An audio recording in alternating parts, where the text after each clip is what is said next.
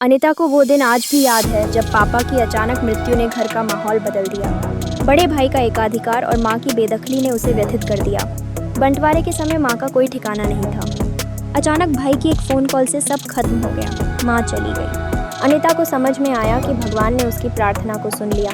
का घर। आज भी अनिता को वो दिन याद है जब पापा की हृदय गति रुकने से अचानक मृत्यु हो गई थी। इसके बाद तो घर का माहौल ही बदल गया था।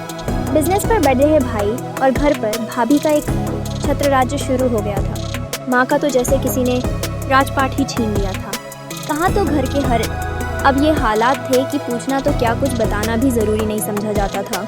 फिर वो दिन भी आ गया जब दोनों भाइयों ने सारी प्रॉपर्टी का बंटवारा करने का फैसला ले लिया। अनिता का मन आज बहुत ही बेचैन था। कितनी देर हो गई थी उसको मंदिर में हाथ जोड़ कर भगवान के आगे दुआ मांगते। शायद भगवान को बार बार यही कह रही थी कि हे प्रभु, अगर बेटों के घर में माँ के लिए जगह नहीं बची है तो तेरे घर में तो जगह की कमी नहीं ना। तुम माँ को अपने घर में ही जगह दे दो, उसको अपनी शरण में ले लो। अनिता की आंखों से आंसू बह रहे थे और दिमाग में उथल पुथल मची थी। बंटवारे के बाद दोनों भाइयों के अपने अपने घर बन गए थे। उस दिन जब वो माँ को मिलने बड़े भाई के घर गई थी तो माँ ने बोला, ये तो तेरे बड़े भाई का घर है ना, और दूसरा छोटे भाई का, फिर तेरी माँ का घर कौन सा है? सुनकर अनिता के कलेजे में हुक सी उठी थी। कहने को तो उसने माँ का दिल रखने को कह दिया था। मम्मी तो क्या हुआ, तुम्हारे तो दोनों ही घर है ना। ये तो दुनिया की रीत है, जितने बेटे उतने घर। तेरा तो जहाँ मन करे वहीं रहना अब ठाट से।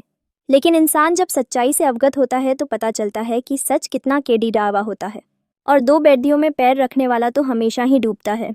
बेटों की बड़ी कोठियाँ तो बन गई, लेकिन उसमें माँ के लिए एक भी अलग कमरा नहीं बना जहाँ वो सुकून से रह सके।